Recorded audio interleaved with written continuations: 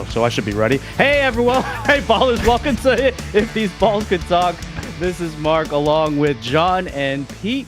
And we would like to welcome back to the podcast Mr. Eric Guhl. Good evening, Monkey Man. Yes. Evening. Thank you for having me again, gentlemen.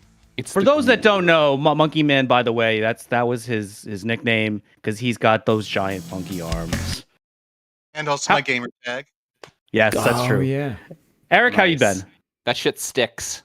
Yeah, it Sure. does. I've been well. Just recently got back from a vacation in Ooh. Tennessee. Went to Great Smoky Mountains National Park, which is absolutely gorgeous this time of year. So very green and lush. I did about a 4-hour hike. You're with, green and about lush. 900 feet of elevation gain. Nice. Did was you do nice. that with bourbon and moonshine or without? Went to a distillery, did a moonshine tasting. They gave us 14 samples, Oh, 14 different moonshines. holy. I mean, they were So baby you- samples, but Still. I mean, you still rolled home. It was yeah. Amazing. Otherwise, just been working.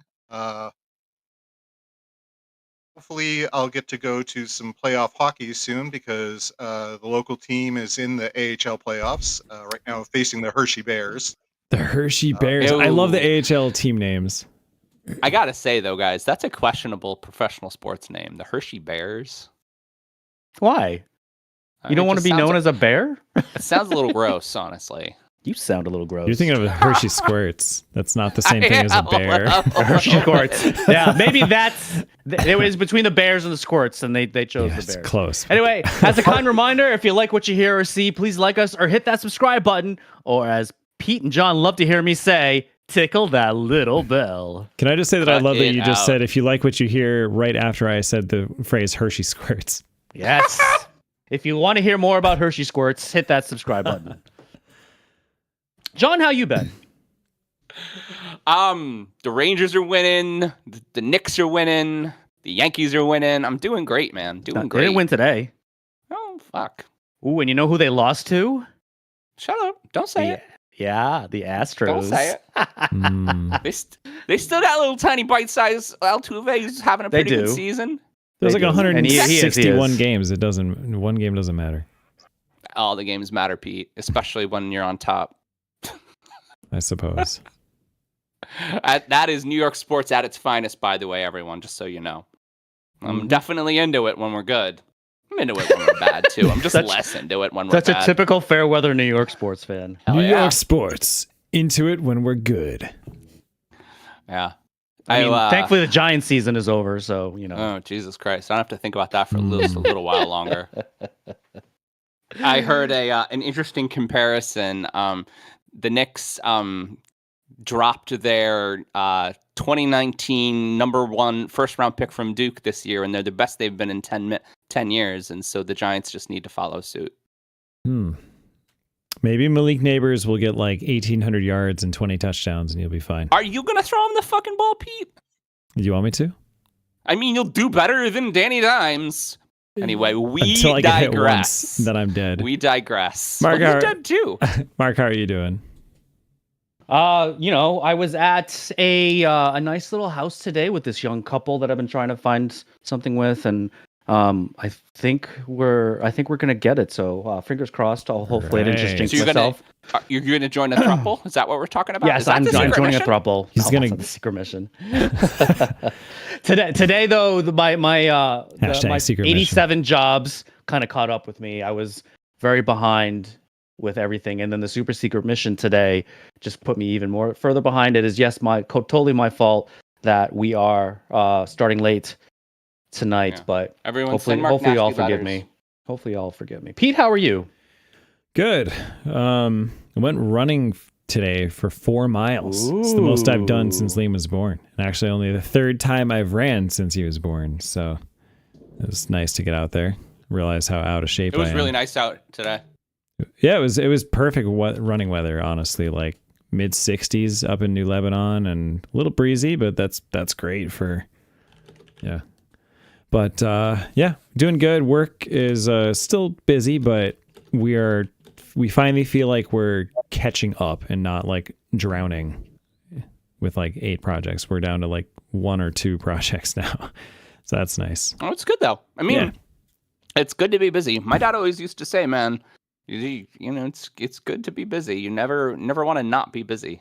Yeah, I'd rather be busy than completely bored out of my ass. Although there's very few times when I can be bored. There's always. I think your more industry to do. is very particular too. If you're not busy for too long, you might be finding another studio to work for. Yeah, it's a problem. It's predicated on high volume for sure. Yep, for sure. Oh yes, and our baby Liam is now eating pureed foods, and he is a sweet potato monster. I just wanted to say, like an he absolute fucking loves them. Yeah, he was upset today when they only gave him half of the jar, so he insisted that they give him the full jar. So seems right. Yeah, he slammed down a bunch of sweet potatoes, and apparently it didn't deter his appetite from all of his other formula or like breast milk either. So he's just a hungry boy. Talking about Hershey squirts, those poops are going to start getting wild. Yeah. Wild poops. We'll see. Wild poops. Okay, let's. I think on wild poops we can be done. And now it's time for our what a great segue from Hey, Mark. Right? Mark, we lost your microphone. Yeah, we lost your mic again, bud. Ooh, Mark, I'm ready. I'm ready on the soundboard, buddy. We need a first topic on How's that now? Soundboard. There you go. Better. We got Mark back. That's so weird. But so I need a new cable, I think, for the Shure mic because it keeps falling out on me. You turned it off and back on again? No, the cable. The cable. Well, I mean, you still turned it off and back on again. You pulled the power Yeah, sure. out of it. Okay, Mr. IT. Anyway, Fuck you. now it's time for our guest to take over the show in our segment, Ball in the Corner Pocket. All right, gentlemen. As the summer approaches, so does summer vacation season. What I'd like to ask you is, what is the summer getaway location that you've been to that is overrated? What is one that is underrated? Interesting. I mean, overrated in some respects, especially when you're traveling with kids. And this is definitely something I think Pete should keep in mind, is Disney. I was going to say Florida too. Yeah. So like Disney is great for the kids. And you know what? It's actually really good to go as an adult too. It's a much different experience. I think you appreciate certain things about Disney as an adult than you would as a kid. But it's just so expensive. And it's really like it's in a lot of respects you probably should stay like on one of the campuses or the Disney parks or whatever like that, because you can experience more of the park if you do that, because you don't have to worry about going in and out and all that fun stuff. But I mean Disney was fun to do once with the family. I don't have to do it again though. I could definitely see that. I want Pete to take just a wild stab at how much one ticket to Walt Disney World costs. Oh, God, without looking it up. Is it in 4 figures at this point? It's not. Okay. It's not. It is in 3 though. Not yet. I'm sure it's solidly in 3 per day. That I would not be surprised at all. I guess it's multiple hundreds at this point. Yeah, $267 per ticket. Oh my God. Hey, you get 3 parks though. So they're trying to fool you and saying $89 a day. Not true. No. It's $109 a day if you just do the one park. Looks like if you get no things. It's just wild. It's so expensive. Yeah, it just seems. Then you gotta eat. Right, and all the stuff is expensive because we're human beings and we have to sustain ourselves. Beings, and it's really hot in Florida. I could tell you one that was really freaking cool, but it may not be worth the money compared to other things. And that was when we went to Iceland. We went to Blue Lagoon, and we found out it's a little bit of a tourist trap. Now, granted, I'm glad we did it because it's fucking amazing. And I was in like 104-degree mineral spring water that had a walk-up bar in the hot spring. So that was cool. But we realized when we did the conversion of Icelandic money to American that it was like, oh, this is a ton of money, like way more than any other spring. And apparently they're like just as nice ones other places in Iceland, especially the more remote you go, that are like a quarter of the price or free. So, but I'm still very happy we did it. We don't really go away that much. Yeah. I mean, the problem really, and you guys will figure this out, but the problem is that everything is times 3 or times 4 or times 5, and depending on how big your family gets. But like, I mean, it's just like going anywhere on a plane is super expensive. Eating anywhere is super expensive. When I stay a week at a place, you know, a regular, just like we're gonna go to New Hampshire with the group this year with Dane and Jeffem and Yeah. I mean, that trip is gonna cost me $3,000 to stay in an Airbnb, $4,000. I mean, Oof, my it's goodness. a completely nice. We're gonna have a great time, but a completely normal, just average trip. You know, we're not going to Europe. We're not going to Iceland. We go to Virginia and we go to New Hampshire. You know, but I think the thing that really has been very clear to me with kids is that it's not really where you go. It's who you go with and what you do. Don't you That's true. Yeah, That's true. for sure. And I mean, if you want to save some money, you technically co-own the tent that Steph and I have had for years. So if you want to just grab it and just sleep in that, that'll work. I don't know, man. I'm not really a camping guy. Yeah. I'm not even sure. Melanie really wanted to buy that tent, and like I forgot why we didn't go on that camping trip with you that one time. I don't know. Melanie really wanted to buy that tent. And I was just like, we don't. You guys don't really do that. And we haven't done that either since Amy went to Alaska. It's too bad. Alaska. Steph I know agrees someone's on going to Disney. Alaska. Says it's way too much money. She'd rather send Liam to college. Yeah, I mean, seriously. Okay. I think you go once, you go twice. If you're really into it, you figure out a way to go more. I know a lot of people who are very, very good at going to Disney, but it's like a minor in college to go to Disney on the cheap. We only answered the first part of Eric's question. I realized the second part, really quick, most underrated. I mean, again, I don't really go a lot of places. Honestly, I really like. Okay, growing up, and I didn't live up here, but growing up, we used to spend a week in Saratoga for the Travers every year. We used to stay in Lake George, and I wouldn't, by any chance or stretch, call Lake George the most underrated place in a general scheme, but it is a little quaint town that has a lot to offer. Good food, beautiful lake, nice views. The racetrack. Belmont's going to be at Saratoga this year, you guys. So, I don't know. For an uninformed non-traveler, that's going to be my answer, I think. There you go. Hey, it's right in your backyard. Shout out to Steph saying Lake George, right? That's right pretty close to us. Yeah. That's what I just said. Yeah. I didn't even look at the chat, so great minds, Steph. Great minds. There you go. Yeah, boating on the lake, there's nothing like it. Kauai, of the Hawaiian Islands, Kauai may not be the most flashy or most talked about, but oh my God, that island is incredible. Pete, but it's also all your vacations are ridiculous. You're like, I don't know, Iceland, Hawaii. I don't know what to choose. We did Iceland and Croatia in the same week, which was ridiculous. Hey guys, I just want to let you know that the Rangers won 3-2 in overtime. Wow. Almost care. Nope, still don't care. I literally looked down and the game was over. I'm like, what the fuck happened? I looked up the score. Yeah. I'm like, oh, we won. Are they up 3-0 now? They are up 3-0. How about you, Eric? They are. You must have brought this up for a reason. Well, overrated one for me is Cape Cod. I like that answer. Good answer. Good answer. Having grown up in Massachusetts, I would agree with that too. Yeah, just that and the Jersey Shore both have the same kind of effect for me. In terms of underrated, having grown up in New Jersey, I agree with that too. Sorry, New Jersey family. Anywhere in Maine is amazing. And in terms of traveling just a little,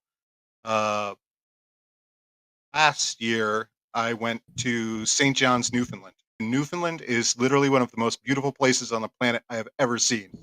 Really? It's the newfound land. I've always been curious about like that area, right? Nova Scotia, Newfoundland, or Newfoundland. Newfoundland. We found it. It's new. It's just, I mean, they seem like really cool places. The people are super friendly in Newfoundland, and the scenery is spectacular. Some of the bluest ocean water I've ever seen. Mm. And if you like kind of the quaint coast of New England with all the lighthouse and stuff, there's plenty of that. Great food scene, especially seafood. Wonder why. Straight up. One of the interesting things about Newfoundland, there's a part called the Viking Coast, which is where the Vikings landed. But on top of that, it's covered in fjords. Fjords. And it's one of the few places where the continental plate reaches the surface of the Earth. Ooh, You can actually physically see it. That's cool. that is cool. So we're definitely out of We're time. at time. Like we're 2 minutes over probably. Yeah. So we should probably move on. All right. So number 2, we are less than 3 months away from the Paris Olympics. Will you watch any of the Olympics? And what, if any, Olympic sports that are not connected to a multi-billion-dollar professional league do you watch? So, Jamie, and I don't know, the guys know this, but I don't know if you know this, Eric. Jamie has been competitively swimming for like 3 years now. And so she is a better swimmer than me by like a lot. She can swim like probably 200 to 400 without stopping. So we watched swimming the last summer, and we'll watch swimming this summer. And actually, the girls swim are I mean, I don't need to watch like Michael Phelps swimming. Like all the American swim team is a really, really incredibly competitive and awesome. Ledecky's still competing this year, right? Yeah, Ledecky's going to compete. That She'll she kick is. ass. She'll Nice. win at least 4. Oh yeah. She's a freak of nature like Michael Phelps was. Oh yeah. It's so interesting when you look at them. They're literally genetically predisposed to being swimmers. Like Michael Phelps has fins, like literally. It's so cool. Yeah, it's wild. We also like what is summer? I was gonna say I like Simone Biles in gymnastics, Yeah, right? gymnastics. Simone Biles is back. That's not multi-billion. I mean, we'll watch the Dream Team because the Dream Team is amazing, but that does not go with the precepts of the question. That is a multi-billion-dollar league. Yeah. How about you guys? My answer is pretty obvious. Well, Pete, would you like to regale us with your stories of track and field? Yes. No, I love watching. Who's gonna be the most exciting track competitor or this summer? Can Carson Warholm still dominate in the 400 hurdles? I don't know. I guess we're gonna see. Yep, because that was a U.S. dominated event for decades, and then he comes out of nowhere from Norway, I believe, and just rips the world record, a new one, in the last Olympics, and has been just dominating the sport for the last 4 years. But you know, those kind of races, mid distance and faster, that's you age out of that pretty quickly. So can he still hang on? I mean, I think he's still in his late 20s, so he should still be in his prime. You know what I also like watching? I like watching like the bike races that go on all day. You're just like, oh, let's watch that for a little bit. Oh, nothing's happened. 2 hours later, nothing's happened. 7 hours later, oh, 3 of those guys died, but the same guys are in front. Okay, cool. Nothing's happened. Yeah, those guys died. I mean, I think you're watching the wrong Olympics, John. If we're right. Explosions. There are no explosions in track and field usually. Gas powered. Noah Lyles is a serious sprinter. If you want to root for an American sprinter, I mean, he's not Usain Bolt, but no one ever will be. But he's going to be exciting to watch in the 100 and 200. And the women have been fucking amazing in the sprinting and mid-distance relays. So we'll see if they can continue their dominance there. So the woman that got kind of that had the big controversy during Japan because she smoked some pot after a relative died or something like that. She's supposed to be competing, I believe, this year again. Yes. Right. And I don't remember what her name was. Unfortunately, I don't think it's Sha'Carri Richardson, but she's been one of the best sprinters for the U.S. What I think is a really interesting conversation too is the women's soccer team has not been doing good in competitive tournaments so far this season. And like they've been losing early rounds. Not in the so- Olympics, yeah, but they recently I mean, won it's the been 4 years since the Olympics. They was it the She literally got Cup? kicked. They She got kicked out. She Believe. Yeah. Mhm. Yeah, so hopefully that they compete and they compete aggressively. I mean, it's a brand new regime, right? They just got a new head coach. And I just gotta say, this women's dream team basketball is really stacked, and I hope that they do very well. I'll be interested to see if I don't think the WNBA counts as a multi-billion-dollar team, right? No, Uh, multi-million no. dollars. Eric, what were you saying? I don't think the WNBA is multi-billion. Mhm. Maybe 1 billion. Yeah, Maybe. it's probably around there at this point. Yeah, but Ionescu's on the girls' team. So is Brittany Griner. So is Kelsey Plum. So is Dinah Tarsi. Even though Dinah Tarsi's on just for No, Caitlin Clark. No, she actually got snubbed. She got snubbed. It was a big Oh. story. Interesting. I mean, Wait, also, is 'cause she's Gino coaching? She also hasn't been in the WNBA yet. She's doing. You don't have. Doesn't fine. matter. That doesn't matter. Yeah, I'm no, in she for did. rookies to make the team because Yeah, there's so much depth. Audrey Wilson, Brianna Stewart. I mean, the team is already pretty stacked. And Ionescu fills the Caitlin Clark hole pretty well, honestly. She's a. Yeah, fast you don't have to be a shooter. professional athlete. In fact, for the longest time, that professional athletes weren't allowed to be in the Olympics. But the original Dream Team, remember, you don't remember that much because he didn't really play that much. Christian Leitner was I on do the remember original Christian Dream Leitner Team. was on that team. Was They he were like the all right, sixth so player? Fresh out of Duke. Michael Jordan. Oh, he was the 12th man. Oh, 12th man. okay. You're like Michael Jordan and Christian Leitner. Excellent. No, it's Yeah. like Michael Jordan, Magic Johnson, Larry Bird, Right. Charles Barkley, Patrick Ewing, and Christian Leitner. I remember the controversy of that was they were doing symbolically one college player before they moved into fully pro, and the controversy was they picked Leitner over Shaquille. Yep. Oh. I was. Remember that. Shaq was just on a he was just on a podcast and he was talking about how when he went off in the most recent finals that he had won, and he was like, it was disrespectful. They didn't double team me. I showed them. It was amazing. Wait, what did he say, John? I'm not gonna say it again. What? That was No. a fantastic impersonation. It but could you have can't used a do little that more- much. A little more of that. Sorry. Shaq, we love you. By the way, real quickly, I Papa forgot John's not a sponsor, but you could be. a cool name No, to we don't want watch. Papa John's. Yeah, we do. No, we don't. No, we don't. Another awesome female athlete in mid distance, which is was kind of my thing in track, which is like 400 meters through the mile or 1500 meters in professional in Olympics. A Thing Mu. Yes, that is her name. A Thing Mu. And she is an 800 meter specialist, and she is freaking awesome. Nice. And last question. Well, wait. Right. Eric didn't answer the question. Oh yeah. Time. This I don't actually make the helped- rule. I don't make the rules, Mark. We kind of did. Well, I kind of grew up watching women's gymnastics with my parents. That was one of the things we did when we watched and diving. That was another big one. But one of the things I'm curious about is one of the exhibition sports this year, breakdancing. Yeah, the new the new ones. Break dancing. What? Yeah, Yeah, you breakdancing heard is it. an Olympic sport. Oh my God, we all have to watch that. Okay, hold on. That was on an episode of What These Balls Missed way back in the day. Hold Oh, on. was- How do you score breakdancing? I The mean, same way I you guess score ice dancing. I don't know. who's the most I guess. awesome at break? Technical elements, like Yeah. how you finish the moves, how you execute the moves. Yeah. Can you spin on your but- butt All right. for more turns than the other guy? question 3. So I was talking a little bit about the nostalgia of watching women's gymnastics with my family. As we move into our 40s, we often gravitate towards activities that inspire nostalgia. What are some analog activities that you enjoy that hit some of your nostalgia buttons? Okay, so I'm going to Analog? just start. I'm not going to talk about analog because I'm going to start with literally the thing that has just been jamming on my nostalgia button, and that's X-Men 97. Yes.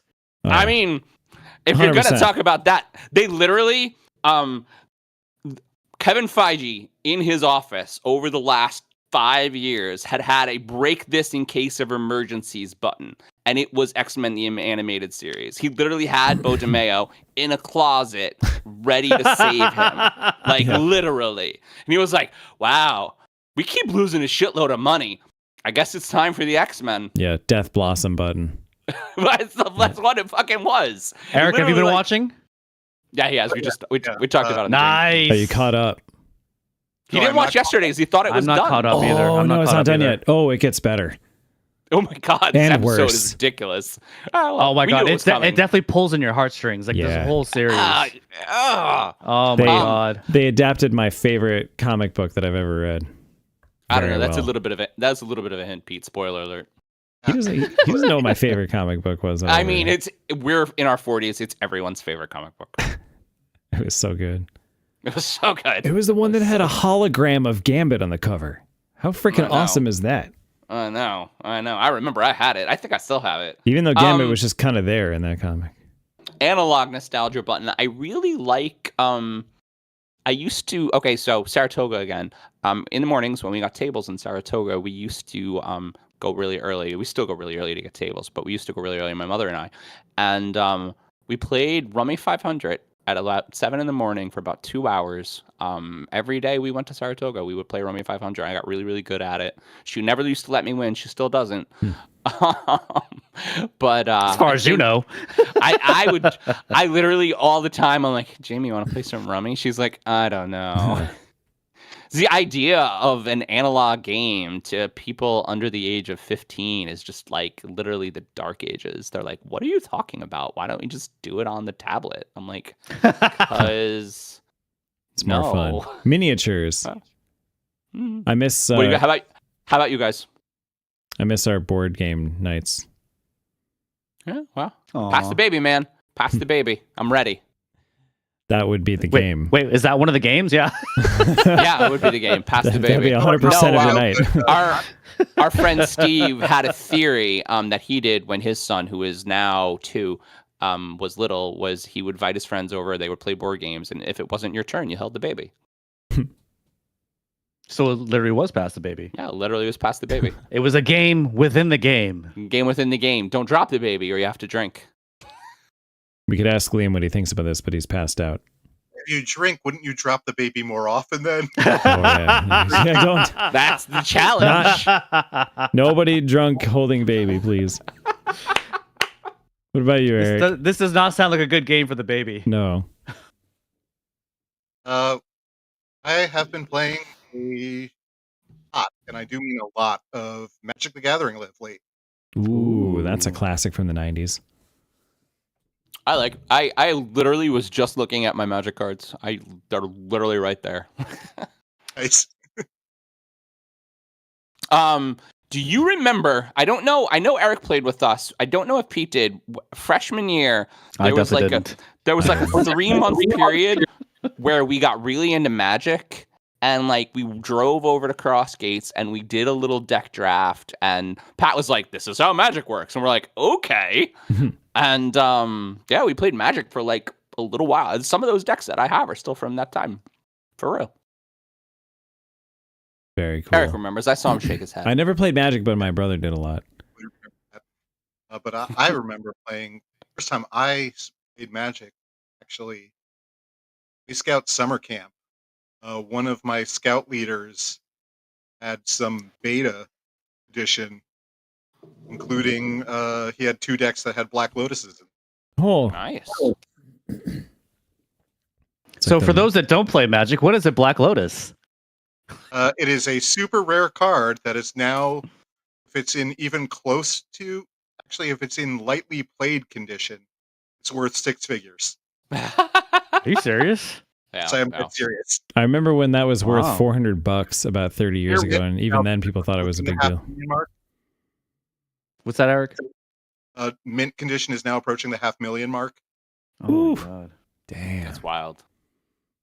I really like TCGs actually a lot. I played like a shitload of Hearthstone. Magic has like a really good digital TCG right now. With like in-game payment and card decks and fronts, and like literally every card is digitized. Because everybody knows where everything is going. Has a really good app. The Hearthstone app is amazing. It's probably the best thing that Blizzard has done is Hearthstone for a long, long time. Hearthstone is a lot of fun. But Magic is the birthplace of the TCG in general. I mean, Pokemon, right? Yeah, Magic that was a is big the one. birthplace. But I mean, Magic started the whole thing. The whole thing. So that's pretty cool. Very cool. It's a good one. How about Mark?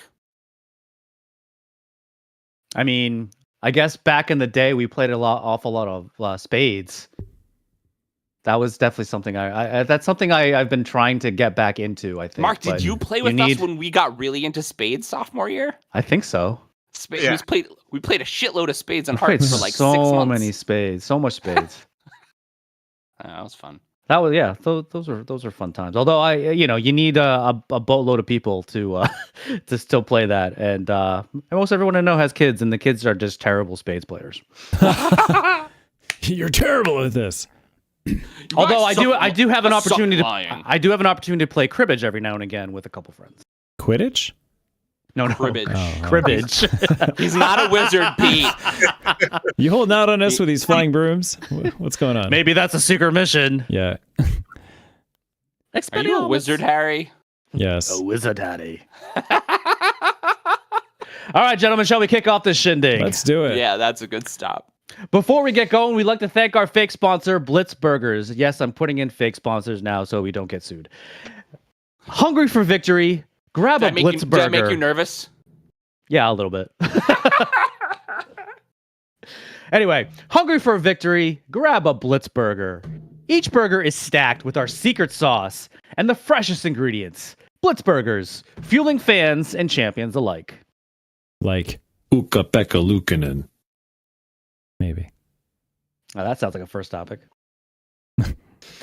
Now, while we're in the midst of the second round of the NHL Stanley Cup playoffs, I'd actually like to talk about a team that didn't make it to the tournament. Specifically, the team that had made it to the playoffs for 16 consecutive seasons prior to this one. Now, that's right. We find ourselves pondering the future of Sidney Crosby and the Pittsburgh Penguins. Once an unbreakable bond, the whispers of change grow louder each day.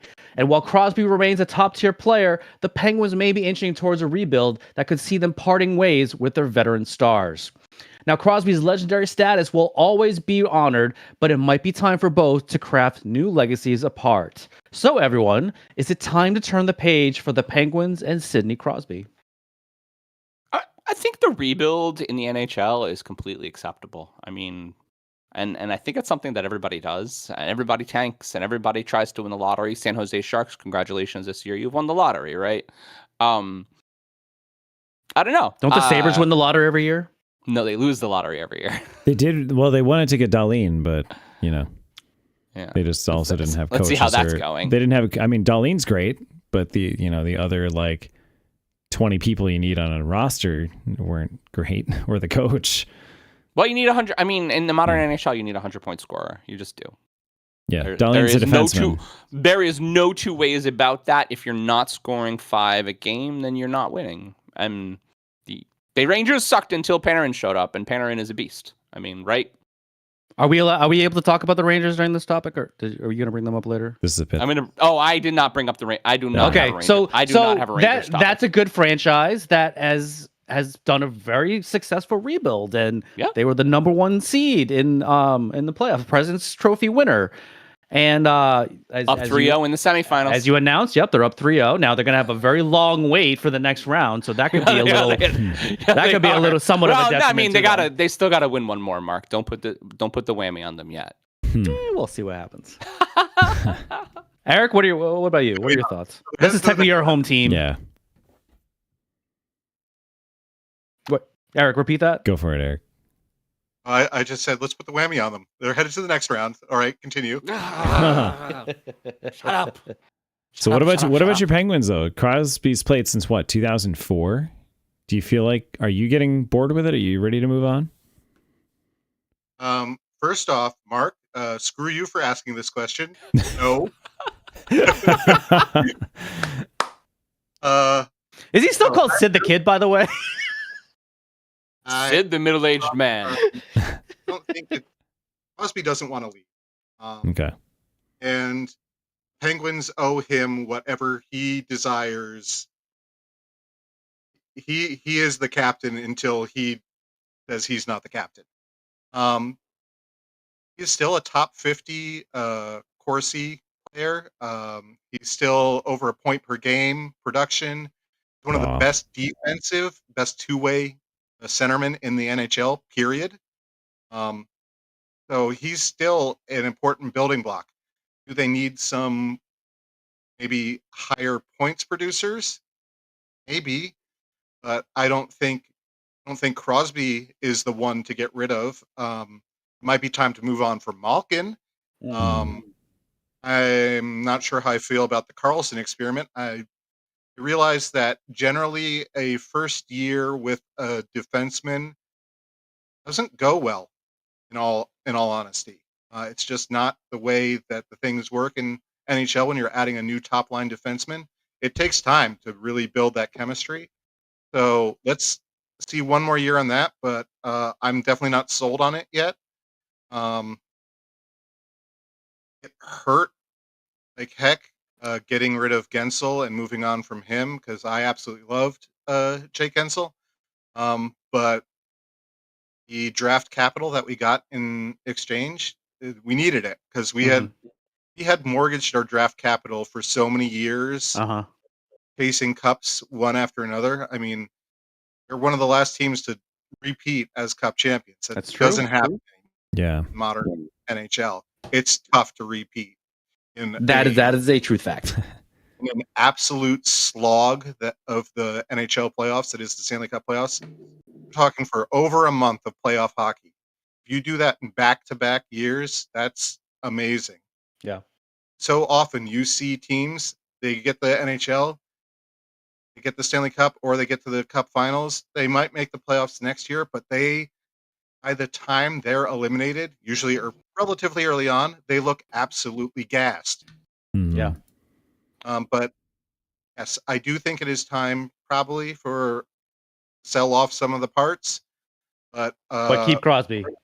As far as Crosby is, he's earned whatever he wants. If he asks to go, then yes. But I mean, 94 points at stay. 36 years old is completely acceptable. I mean, that's a great season. Yeah. And it's on par on like he's like there's not really a big downward trend in his points production. He still gets a crap load of assists at I mean, I think Eric's points are really valid. I think the problem is you don't have points per game. You don't have 2, right? You have a 30-point drop off to Malkin at 67. There's not enough scoring, but it's not Crosby's fault. Yeah, Malkin age is hitting him. Yeah, Malkin's got to go. Yeah, I think that's. I honestly, I think that's exactly it. I think you hit it on the nail.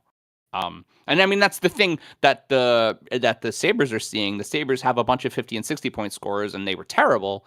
And it's because you can't score that little. You just can't score that little in the NHL, right? The problem is that their top line was way higher than that a year ago. Yeah. And what happened? All of a sudden, they all just did worse. And the coach got fired as a result, so we'll see what happens with... Hey, but you got Lindy Ruff again. You got Lindy Ruff back. Why didn't we just keep him for the 20 years that we didn't have him, where we sucked? They're like, we should fire Lindy Ruff. We can do better. The Sabres were terrible the whole time they lost him, so like, okay, maybe we just bring him back. Why not? I think that's good, man. That was it. Yeah, I mean we're at time and we're out of stuff to talk about. So. Well, I was going to ask though. I mean, do you think Crosby has enough left in the tank for them to rebuild around him for one more hurrah? Okay, is 36 old for a center, you guys? Because I honestly don't know. Not the way he's playing. Yeah. No. The way he's not showing any drop off, like he's pretty much right at his career averages. His face-off win percentage has actually been increasing pretty much throughout the end of his career. He's gotten better at that. Nice. So yeah, because he's a savvy old dog now. I think he probably has about 4 more years left in the tank. So I think there's enough time to build around him. Okay. Give him one more shot at the cup. That's a better end. I like that end better. It needed a better ending. Mark, do it. Do it. Do it now. Next topic in the house tonight. Everybody's just have a good time. Mark, I love that you come prepared now, man. I know. It makes me so happy. So I have no hockey questions, you guys. Mark was completely just like imagining that. But we're gonna just totally change it up. Tuesday marked the first time the Cincinnati Bengals franchise quarterback was able to take an indoor practice since his wrist injury took him out for the season this past November. Cool Joe Burrow had what seemed to be a normal practice. He spent it weaving through practice dummies and throwing to top targets Jamar Chase and T. Higgins, as well as new tight end Mike Gesicki. Burrow spoke how he's had worse injuries, as well as the oddness of the injury itself for a quarterback. So at the start of his fourth season, are we worried about Joe Burrow's shelf life? With his top targets already talking about moving on from the Bengals, did they miss their window? No. No, Yeah, with the wide receivers that are coming out of colleges now you could easily replace a T. Higgins or a Tyler Boyd, potentially not a Jamar Chase. Yeah, they grabbed him because they managed to be bad enough after Burrow's first year. Yeah, to yeah, get yeah. 6th overall pick. And you can find something cheap, unfortunately, as running back to replace Joe Mixon. Mm-hmm. I don't even know if they even drafted a running back. They may or they may not have. But there was two major holes that the Bengals needed to fill. One was the offensive line, and then kind of some in their secondary on defense, because their defense wasn't the greatest last year. And obviously, you need to protect your franchise quarterback. So that's a huge need, because you don't want his elbow exploding. That's why they drafted Amarius Mims in the first round, right? Mm-hmm. Who is just a beast. Didn't they try to totally retool the line this year, and we were told that everything would be fine? That was a couple years ago. A couple years ago. He still gets sacked 9 times a game sometimes. Yeah. Well, he does hold on to the ball for a while. And he doesn't have the burst athleticism that like an Allen or Lamar Jackson have. Or even Mahomes, really. Like, Mahomes is still an escape artist out of the pocket. Guys, I'm sure that they're aware. I mean, Amarius Mims is 6'7", 340. I mean, like, literally, they were like, man. well, that's a problem. We should probably address the problem. Shit. That's a big So they got man. him 18 overall, and which is a lot, which is pretty high for an offensive lineman, honestly. Honestly, not for a top quality offensive lineman. For the Bengals, you have Chase and Higgins. Yeah, invest your top picks in protection. Yeah. I like historically, the really good offensive tackles, they'll be like top 5. Yeah, like Orlando Pace back in the day. Mm-hmm. Jason Peters too, who wasn't even a tackle at first, and he's Hall of Fame bound, I think. And then they went defense in the second round. They got Chris Jenkins, who is a defensive end. Mm-hmm. Sorry, Peters is not a Bengal. I was just saying. Trey Hendrickson, I think, wants to be traded. Tackles. So to go back to Joe Burrow actually, he spoke in this interview, and it's really interesting that he hasn't, there weren't any other quarterbacks with this same type of wrist injury. And he was talking to like defensive players and offensive players who are angling their wrists and getting those wrist ligaments all banged up and bruised up and torn. Do you think he comes back the same? I mean, he's throwing, which is great. And my dynasty ownership of him really needs him to play, so I'm really hoping. Yeah, I think he'll be fine. Oh. I think he'll be fine. You just got to stay upright. Stay upright. Gotta not get tackled 6 times a game. He still looks cool as hell, man. Joe Burrow's a cool guy. Was this this interview on the New Heights podcast, or was this a different interview? I think it was on New Heights. I referenced this for potentially another question, that on that show he was kind of talking about how he wants to see like more taunting in the NFL, like especially if someone did a great sack against him and they're just in his face, he's like, yeah, I deserve that. It's amazing. Amazing. We were talking about last football season, how great football celebrations have been. And actually, to pivot off of that, there's a beer bong in the Baltimore Orioles dugout that they put beer in when people get on base hits. What? Amazing. What an amazing idea. That does not seem like it should be allowed. It's totally fine. Maybe they're not drinking beer. Hey, Stephon Diggs literally did the Stone Cold Steve Austin like beer smash when he scored a touchdown. That was pretty epic. Yeah, but he doesn't actually drink the beer when he does that. I think he did actually. He probably took a little bit of it. Eric, what were you gonna say? What I was going to say is I think the real test with Burrow is going to be the first time he has one of those games where he takes 5 sacks. See how he feels after that. He reacts to that. Well, I still don't even know how he hurt his was it his elbow or his wrist? His wrist. Or it looked like his hand all of a sudden like crazy. all of a sudden it just looked like he was wearing like a giant glove, like he was turning into the Stay Puft Marshmallow Man. It did. What's so wild about that injury, right? It's like the second quarter and his wrist explodes. And he's like on the sidelines trying to throw the ball and he's like, Wasn't the game on while we were airing this, recording the show? Yeah, because I was like, hey, what happened? Wow, Burrow has really big hands. And you're like, I don't think his hand's supposed to look like that. And I'm like, oh, no, you're right. That's really bad. Yeah. I wish we could find that show. Maybe you could do that. Yeah. Do a clip of that or something. And then there was a question of whether or not he was injured before the game, but then the Bengals were cleared. I mean, it was a whole fucking thing. Yeah, you can see how frustrated he was trying to throw. Right, he's like, this doesn't work. What the hell? What's wrong? Yeah, is it not attached anymore, bro? Yeah. I don't know. I think that injuries. I mean, it's just such a high impact sports, and I think that the way, and then you had been saying this, Pete, the way you hurt your body when you're just so strong and people are so strong and you're reacting so fast is just the ligaments and tendons don't get any unpredictable stronger. Almost. Yeah. Right. Exactly. And the bones. I think he's going to be fine. Like arm injuries on quarterbacks, it depends. It depends on some of them.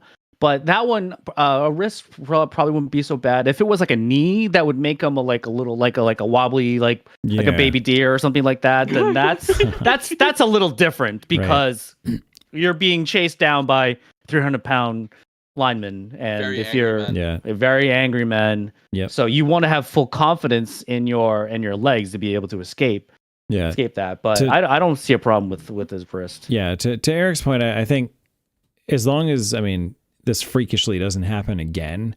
Usually, even if he's getting pounded a bunch of times a game, I don't foresee this re-injuring. As long as he can throw like he could before it, then I think he'll be fine. In time. And now, the next topic. Oh, you guys said it at the same time. Do it again. I think it worked better that way. I can just cut mine out. That's fine. So as training camps soon open across the NFL, this is another topic that Eric's going to hate me. All eyes are on the high-stakes battles for the starting quarterback positions. Fans and analysts alike speculate daily, drawing comparisons to historic QB contests. This summer promises to rewrite some teams' destinies as these high-profile quarterbacks vie not just for the top spot, but to define their legacies in a league that never forgives a missed opportunity. You can always tell which ones that I do and which ones ChatGPT does. Yep. That's right. I'm talking about the situations for the Steelers and Falcons. Now, both of which made big moves to obtain big-name QBs this offseason. So, everyone, do we agree on the strategy of high-profile QB competition like those in Pittsburgh and Atlanta? I don't know. I have stated pretty strongly that I think that the job is actually Justin's, and the chance of getting Russell Wilson for essentially free was too much for the Steelers to turn down, to actually have a vet to coach him. I saw an interesting thing on TikTok today about the Steelers where the idea of the new kickoff rules and having an electric runner like Justin Fields is that Justin Fields might take the kickoffs and then throw them to back lateral them across the field to the 3 guys on the other side that are going to be open because everybody's going to go try to tackle Justin Fields. I think that that's a really interesting idea about the new kickoff rules. Interesting. Well, right, because you look at it and actually it made perfect sense. You look at the field and all of these offensive, the defensive, the punt team players are going to try to cut off the angle, and they have to cut off the angle pretty aggressively. So there's literally going to be 3 guys that are wide open. So maybe they're gonna I don't know. Try to Music City Miracle this shit. Maybe. I don't think you need to do Justin Fields for that, though. And I don't think you necessarily want to put him in that position because you're still having all of these angry men charging at him. I mean, I don't think that's why. I thought it was interesting, but I don't think that's what they're going to do. I honestly think that Justin Fields, the job is his. I think that they're just not going to make him be alone again because he's still young. I have a question. Do you think they just they had an idea to get they had a plan to get one of them, or they had a plan to get Russell Wilson and they had a plan to get Justin Fields, and both plans just happened to work? Or do you think their intention was to always get both those quarterbacks? I think I just don't know if you can. They're hedging bets on both.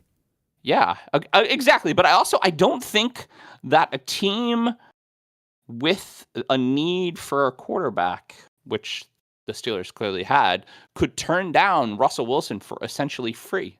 He's free. $2 million for Russell fucking Wilson? Like, Jesus Christ. Justin Fields. Yeah, that too. Jesus Christ. Justin Fields still on a rookie deal, yeah.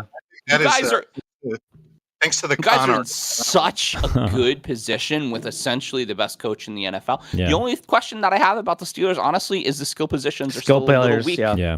The skill players are still a little weak. Najee Harris isn't that great. George Pickens hasn't really fired yet. So the question is, are the Steelers good enough to take advantage of good quarterbacks? Yes or no, really? And we don't know, honestly.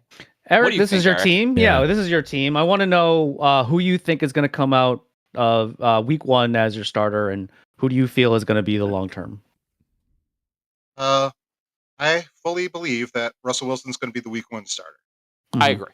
He is not going to be the long-term starter. Mm-hmm. Yep. However, as they did not pick up the 5th-year option on They Guhl, did not. This is a prove-it year, obviously. Yep.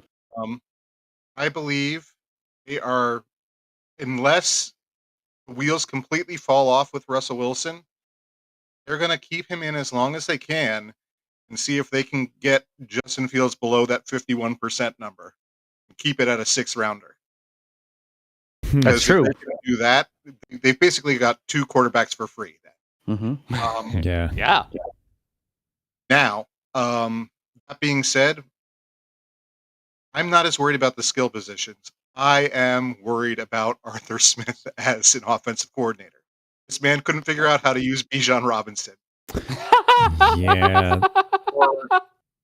Why did you guys do that, by the way? That seems like a really, really stupid thing to pick up Arthur Smith. He was a really good OC.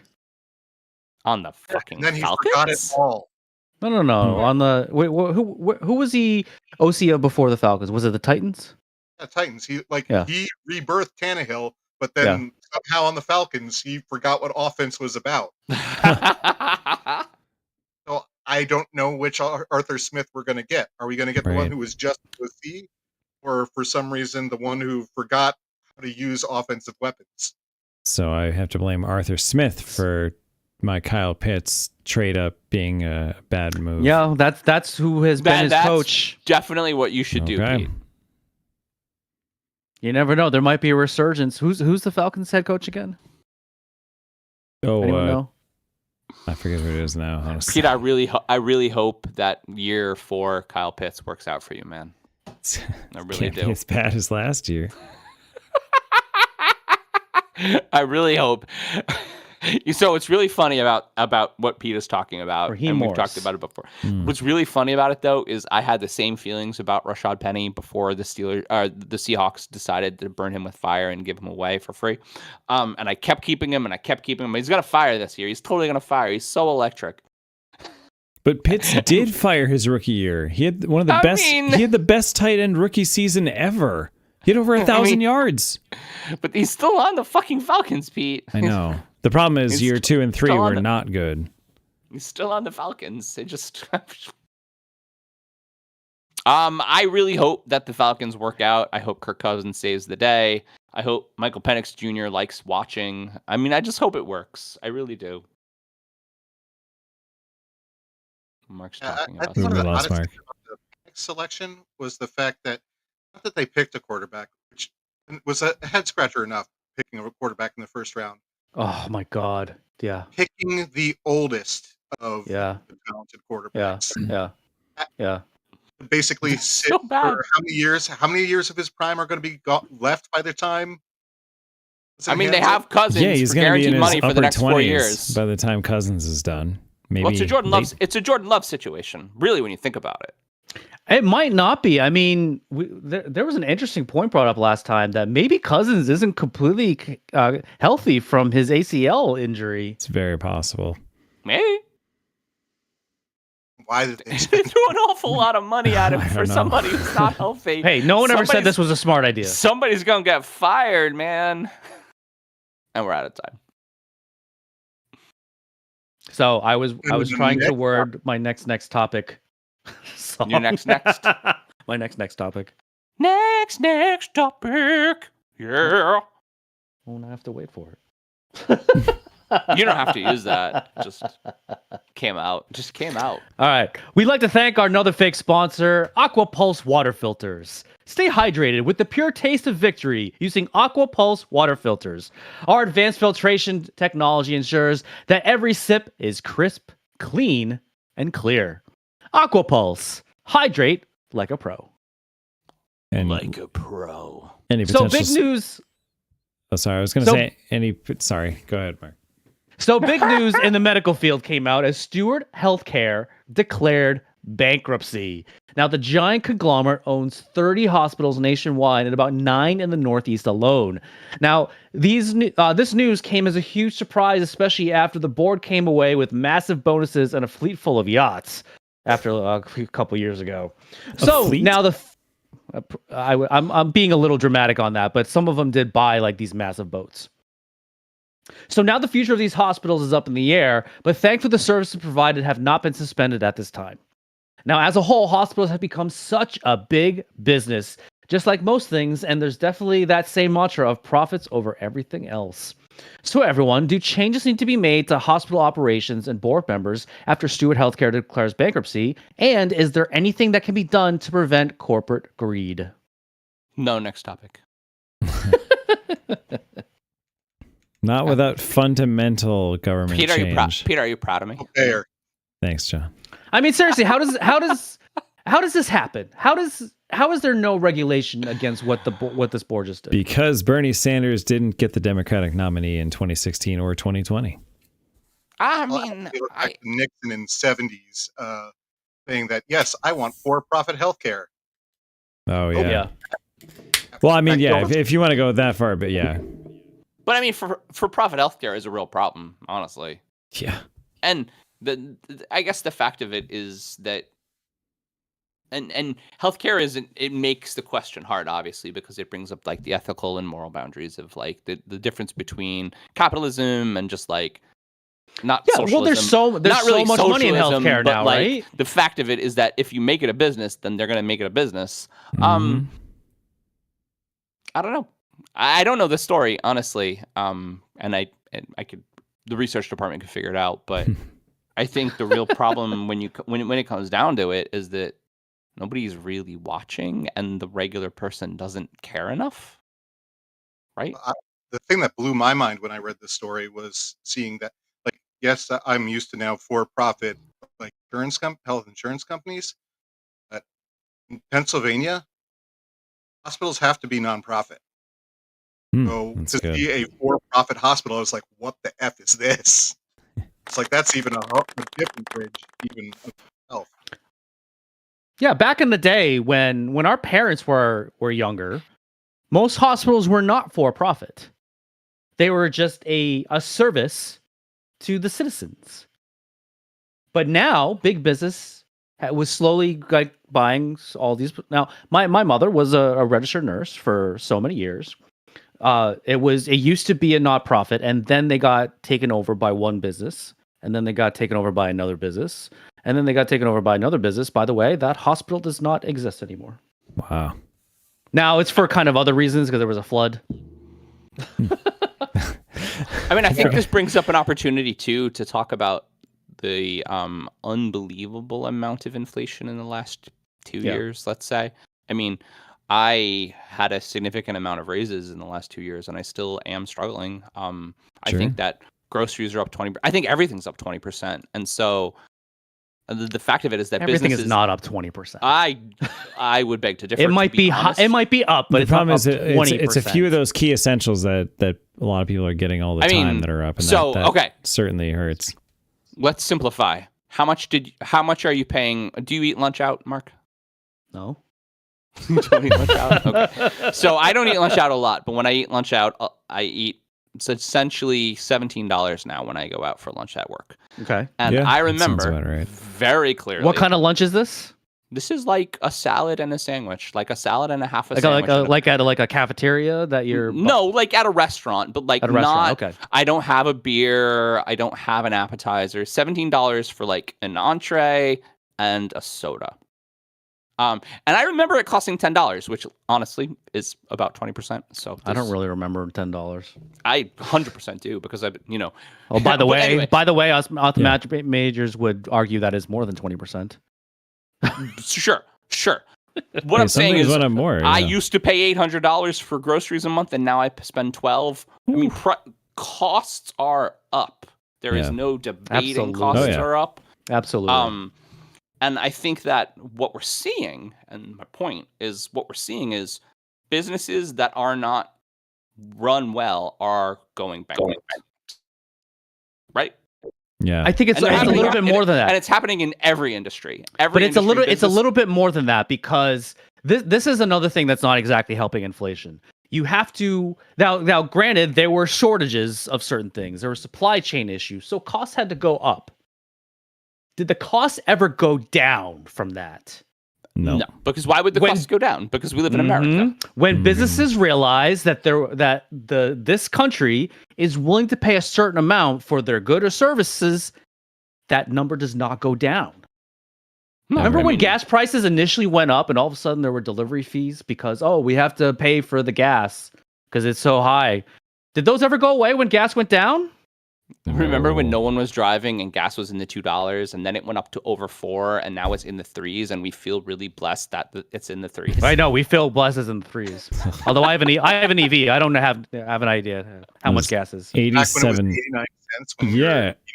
Oh, I remember. $20. That's all you needed to fill up the car. Between junior and senior year of high school, I filled up at 87 cents that summer. And my parents complained about it costing $20 when I was younger. Right. I have no idea. Yeah. And we all have good jobs and we're all doing just fine. And I think we're all probably struggling a little bit. I have no idea how people who are still like lower middle class are surviving. I don't understand. I don't know how they are. If you don't already own a house by now, you're screwed. Yeah, you're fucked. Not necessarily. You can still get in. There's still ways around that. My house went up literally 100%. Mark can help you. Yes. My house. If you are looking in Rhode Island or Massachusetts, I can help you buy a house. Fantastic. Nice. My house, honestly, that is completely average, that I bought for $192,000 is worth $330, and I have no fucking idea how that happened.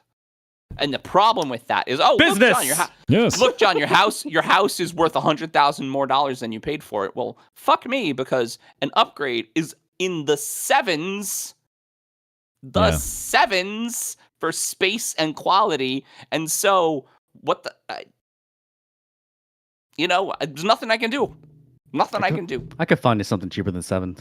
So the only hope that I have is that on my 4-mile run today, while I was out of breath, and Rob, who's been training for my coworker Rob, shout out to Rob, who's been training for a half marathon, was fine.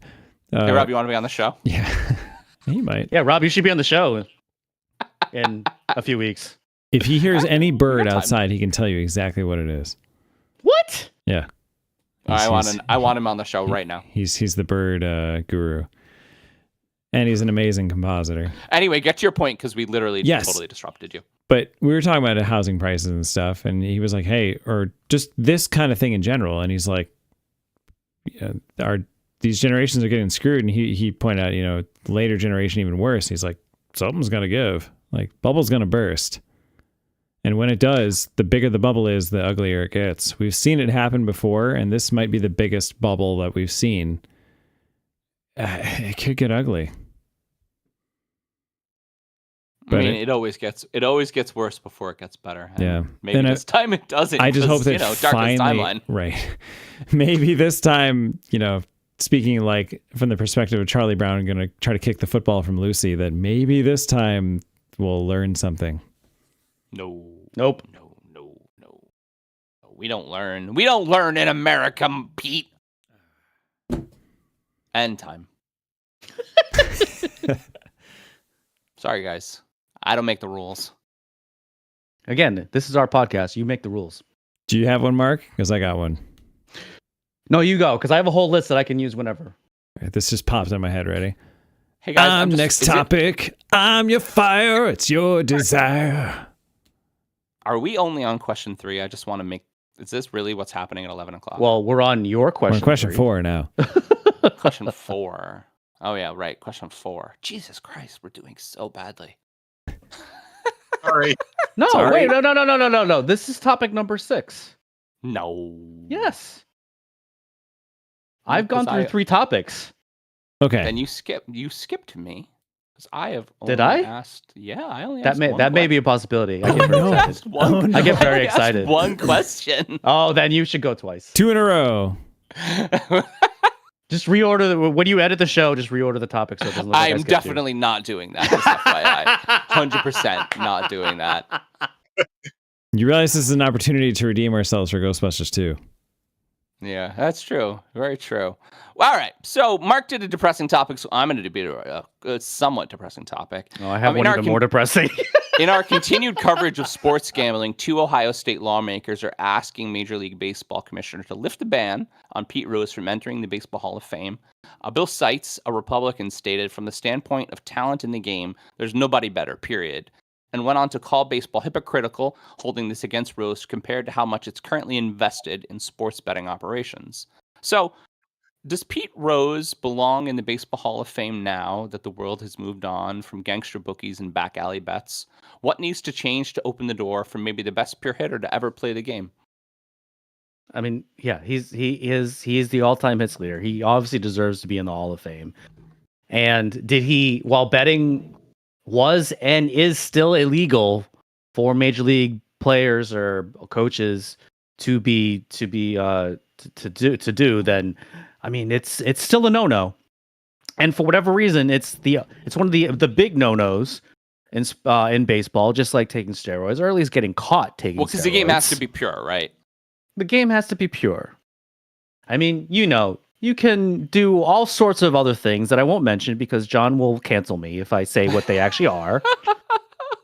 There's so many other things that you're allowed to do, but you can't gamble and you can't be caught doing performance-enhancing drugs. I mean, I'll just edit you. That's all. There's a whole laundry list. If you take a look at all of the Hall of Fame players, you could, especially back in the early part of the 20th century, they did so much bad shit. So much bad shit. That's morally and ethically worse than gambling and, well, maybe not performance-enhancing drugs, but... I think Ty Cobb would. No, he pretty much hit all the morally and ethically questionable and reprehensible boxes. I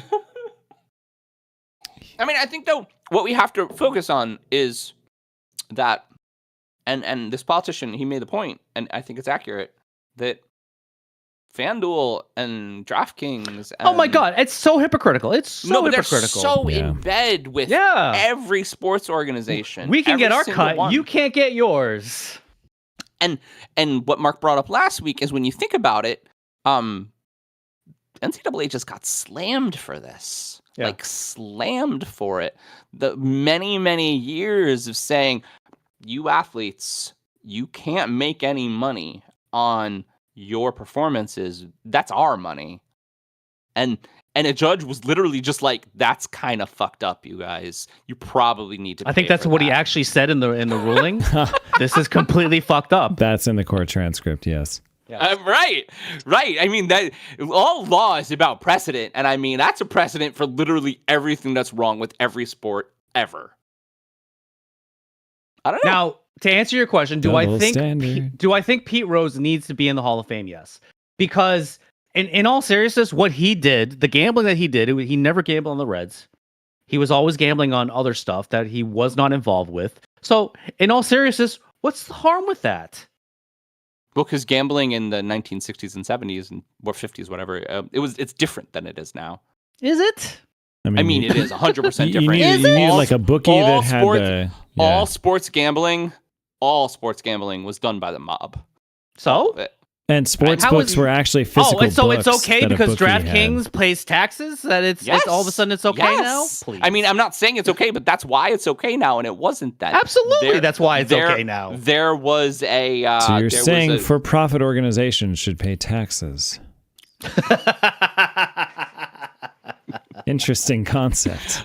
High five. Come on, do it. Do it. Nice job. I mean, I was yes. Keep in mind, most of the for-profits do pay taxes. It's the individuals that are running the for-profits. Mm-hmm. Well, yes, except for the NFL and churches. Yeah, because never mind. You're like, no. What was the question? Sorry, We're talking about Pete Rose, I think. I threw us way off. Do you I'm think, sorry. because all these lawmakers, Ohio lawmakers, do you think that the Ohio lawmakers are also just an election year using this as an opportunity? Oh, absolutely, to stump a little bit? absolutely. You think so? Yeah, no, they absolutely don't care one way or the other. No. Yeah. It's a good stump, though, right? Oh yeah, Yeah. Rally I the love base. Pete Rose, everybody. Rally I the love base. him. Yeah. Make One of all them these promises and Rose didn't even know. Right. One of his interns was just like, you know what you should do? You should go way pro Pete Rose. Just do it. It'll be great. We could totally sell it. I think we're good. John, you have the next topic. 2 in the box. Ready to go. They be fast. next topic. Be slow. Was that better, Tim? I don't know if that's where you guys were going. It's But better. That's totally fine. It was so good. You guys did that off the cuff. I wrote the whole script for how to do it in the chat. I don't know if anybody I don't know. saw I it. didn't Oh, read is that it. what I is that what I heard in my ear when you were like the toot toot toot toot? Yes. I don't actually watch the chat. during John the show. John You did wrote- it. You wrote a script. We got it close. That was off the cuff and everything. much closer. Was it really? I'm gonna go again It was- because I think that's where we are. Yes, You did. This is that. You have done 3 topics, Mark. I believe he I've done has. some Yeah. topics. All right. Cool. John, do another. All right. We're gonna talk about it, you guys. AI. AI. Nope. The end. Smart. Pete, Smart. I think that deserves another virtual high five right there. Yeah. I do have an AI. I do have an AI topic, FYI, but I'm not going to do it this time because I know what I'm going to do for question 4. Wait. Okay. Oh, it's Nick's. It's Nick's. It is Nick's. You're Jalen right. Brunson. Jalen Brunson. All right. So, my boy and yours, Jalen Brunson, 2024 NBA MVP campaign continues as he got another 40-point game. Not this last game, but game 1. This one I wrote the question. In a tight win over the Pacers in game 1 of the semifinals on Monday. This is now the 4th consecutive 40-point, 5 assists playoff game, which is a first in NBA history. The last player to get 4 consecutive 40-point games, the great one, Michael fucking Jordan, you guys. And so there were many times in Monday's game where the fast-paced Pacers should have beat the Knicks, including a final seconds offensive foul on the Pacers that they are saying was a botched call and cost the Pacers the game. Can Brunson and the Nova Knicks continue past the Pacers for the fated eventual matchup with Mark's Forces of Evil, Boston Celtics? Or, with many universally challenged calls so far in the NBA, is bad reffing becoming a problem? I mean, bad reffing is definitely a problem. We definitely Is- broached that part of the topic last episode, 2 episodes ago. Yeah. Pretty much every We're going to episode. talk about the Knicks We until talk it's about done, we you talk guys. about bad refereeing like every episode now Yeah. because it's that much of a problem. Mhm. Now, is it changing the results of it might be changing the results of individual games, but the actual overall playoff series probably not. Unfortunately, the Pacers, their best player, Tyrese Halliburton, is a little bit hurt right now. And he just seems very lackadaisical out on the court too. So it definitely seems like the Knicks are probably going to run away with this series. You see, game 2 now, the Knicks are now up 2-0. They won last night. But did you see at the end of that game, the Pacers, they lost another close call, which I don't know if Rick Carlisle's anger was justified, but he was pissed. Yeah. And so he got thrown out of the game. And once he got thrown out of the game, once they lost that momentum, the Knicks went on like a 10-0 run. So like a close game turned into kind of a blowout. Yeah, it's there's like a whole science behind head coaches or managers getting thrown out of a game. Sometimes you do it to rile up your team to see if they can get their asses kicked and actually start playing a little bit better. Clearly, that did not work for the Pacers. It did not. But the Pacers just seem like a shell of themselves right now. I mean, they were the darlings of the midseason tournament, and now they're just they seem like they're just out of their league right now against essentially Jalen Brunson. Because what's really wild about the game last night is that T.J. McConnell had Jalen Brunson's number, like for real. He kept up with him the whole game. Really close, hands-on, man-to-man, full-court press basketball, and the Knicks really didn't have an answer. And they took McConnell out in like the beginning of the fourth, and Brunson went on a run. Brunson scored 20 points in the fourth quarter, and the Knicks won by 10. I mean, it's like... Is this the best you've ever seen him play? Like he's getting the hottest at just the right time? This is the best that I've seen the Knicks play in a long time. Jalen Brunson is... Well, Jalen Brunson's playing out of his mind right now. Right, that's what I'm saying. Like, this is what they needed just at the right time. What's interesting is in that press conference that I'm referencing, Jalen Brunson, Josh Hart, and Dante DiVincenzo went to college together, so they've been friends for a long time. And the Nova Knicks. The Nova Knicks, right? They went to Villanova in Philadelphia. And so they're talking to Jalen Brunson about this 40-point thing, and his friends are like, Dante DiVincenzo is like, yeah, last time was Michael Jordan. He's like, shut up. Jalen Brunson doesn't want to hear it because no NBA player, Anthony Edwards, same way, doesn't want to hear anybody compare them to Michael Jordan, right? And then even though you just did. What? I'm not his friend. Although, I would like to point out, when Michael Jordan went off on all those playoff games, there's a reason why he had to do that. And that was not the year that the Bulls won a championship. The Bulls also... not very well-rounded. Michael Jordan pretty much won those championships on his own. No, he didn't. No. Some of those teams take that back. You take that back. Are you telling me that Scottie Pippen was integral in the Bulls championship? I'm saying the whole team, and yes, Horace Grant was integral. Ever or none? Yes. Yeah. I mean, he needs people to pass the ball to, but nobody was a point scorer. Steve Kerr wasn't a point scorer. Steve Kerr won them one of the championships in the second three-peat. John Paxson won, I think, the second game or the second time in the first three-peat. Like, it was more than Michael Jordan during those runs. Fucking hated that team. And it's because of that they won those titles. Because when he tried to do it all himself in the beginning of his career, they didn't win. He might have the all-time highest playoff scoring game, but you know what? He lost that game against the Celtics. I mean, and this is a very John Madden thing to say, but they still don't win those games without Michael Jordan. Oh, of course not. No, but you need the year and a half that he was on the Birmingham Barons. Yeah, they didn't win. Right. But in the same note, I don't think the Knicks. I mean, the Knicks looked terrible in the second quarter when Jalen Brunson was out yesterday. They looked bad. That's a truth fact. That is a truth fact. So I think that the only problem that I see with this current NBA playoffs run, and the NBA playoffs probably second in hardness to the NHL playoffs, is that if Anunoby is out, so Randall's gone, Bogdanovich is gone, Mitchell Robinson is gone, I think the Tom Thibodeau method might be a little hard. He's going to wear him out. That's what he does. I don't see us making it till the end. I just don't. It'll be a blessing in disguise if they happen to sweep the Pacers. And to be honest, I actually think they will. I hope maybe Indiana will get one game, but we need a break before we beat you guys. And by the way, Mark, I'm in for a Scotch bet. Just saying.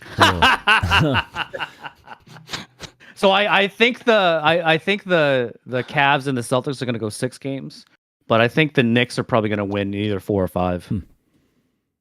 I'd like to see it. Mark is up half a Scotch because we drank the first half of it from the last Scotch bet. So I'm ready. I'm so excited. This is the most Knicks I've been in a long time, honestly. Probably since the John Stark years. I know. No, John Stark years. They haven't been good since what's his face? Steph Marbury? No, after Steph. I had to look. Who was after Steph? There was a team that was reasonable. Big Knicks teams. Anyway, we don't have to talk about it. I'll figure it out. Get the research department on it. Are we done? We are out of time. I did talk a lot about the Knicks. Who do you guys think? Let's just make it not. Let's talk a little more. Make it not just a Knicks question. Okay. Who do you guys think are going to win the NBA title this year? And obviously, I think the Knicks are.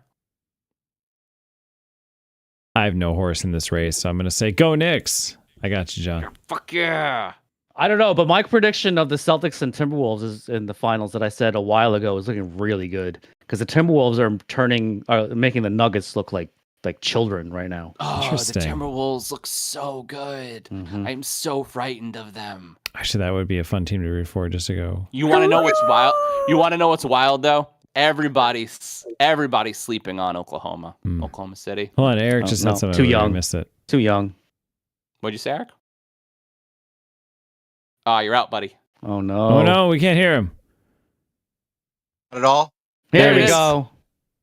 So I said I think with the Nuggets, we're definitely looking at they're gassed from last year. Oh, Well, really? you Really? want They to know have something else? a full like a Anthony. hangover from last season. Anthony Edwards is actually the second coming of Michael Jordan. Shut up. Okay, Anthony Edwards himself said that was ridiculous and that Yeah, because you can't compare yourself to Michael Jordan or you look like an asshole. Not to Right. mention, That's he's basically really, what he said. He's really only done this the last year and a half. He looks great. He looks so good. He does look pretty good. He looks so fucking good. They look so unstoppable. Could we say They're he's gonna the beat next Nuggets. LeBron? They're gonna beat the NBA champions in 4, and it's gonna blow I don't everyone's think they'll beat him mind. in 4, but it's amazing that they won 2 in Denver. I don't know. Jamal Murray looks like an asshole. They all look like Jamal assholes. Murray is an asshole. Did you see the things that he did? Yeah, we're gonna talk about that. So shut the fuck up. All right. Actually, we're not gonna talk. We'll talk about that next week. I got a question for you. Stay tuned. Stay tuned. On the next, if these balls could talk. Yes. Actually, that's a really good next That topic. was really good. Oh, So we're Ma- actually gonna use Mark, that. it's actually- On the It's next actually- topic of if these Hold balls on. could talk. I have to find it again. Hold on. So it's time for me to bum us out. Because we are in the darkest timeline, as John likes to say, this country is split on just about every major issue. Now, the latest big divide in the news has been what's been going on with the Gaza Strip, which has been mentioned multiple times in this podcast. Now, this has also been a hot button issue among college students, and multiple campuses have had their student body leading massive protests. Unfortunately, this has led to police confrontations, and some colleges are so afraid of all the pent-up anger building up that they've canceled their commencement ceremonies. So everyone, do you agree with colleges canceling these commencement ceremonies? Are they doing it out of strictly safety for students Yes. and faculty? It's just safety in general, because Okay. but they also don't want the disturbance, I think. Yeah, it's that also part that bugs me a bit. But if it's just about safety, then okay. But it does. I mean, could you imagine being a parent of these students and not getting to see? How about being a student at the And- college that right. didn't participate in this protest, Right, and not getting and to now walk. you can't walk? Yeah, exactly. That's pretty rough. Now, I will say that I never, I walked for my bachelor's and my master's, but funny story, the getting my bachelor's never actually sunk in until I walked for my master's. And then the feeling about getting my master's degree never really sunk in until I got my first real job. Wow.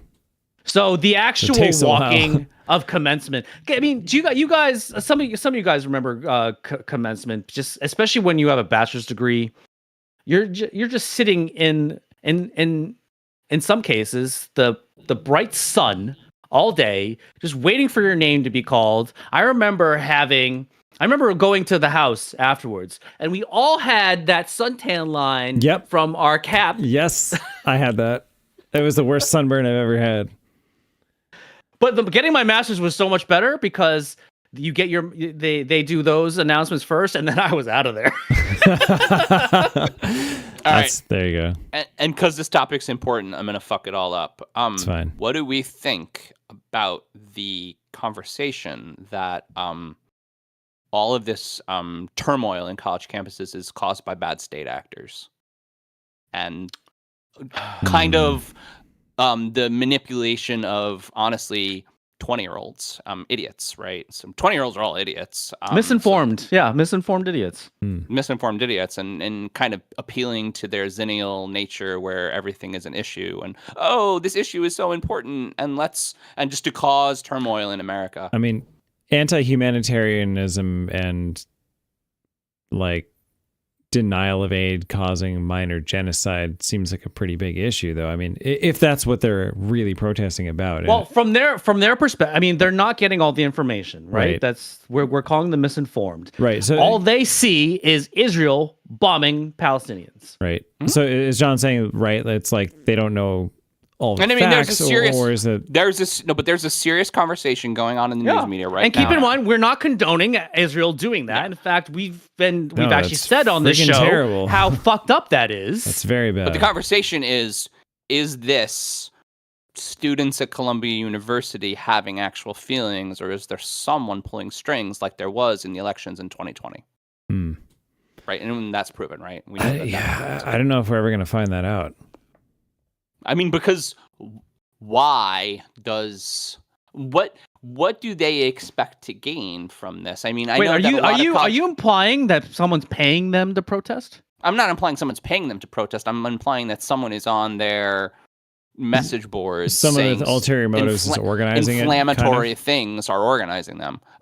And listen, I think that the real crux of this issue is that obviously both sides, the Hamas and the Palestinians and the Israelites. I mean, obviously both sides. There's a whole lot of wrong on both sides. There's a whole lot of wrong. But what does a 20-year-old in Columbia University, it's Ivy League school, their parents probably make 7 figures. What does that kid have to gain from this problem? I mean, what are they protesting actually? So this is, I mean, this country was built on protest, right? With the whole equal rights movement or civil rights movement. This country would be way worse than it is without protest. And it's one of, it's part of the First Amendment, right? It's your freedom to protest. And so that, I mean, listen, but this was also almost a topic of, I was going to pivot the topic this way, about where all of us get our news from.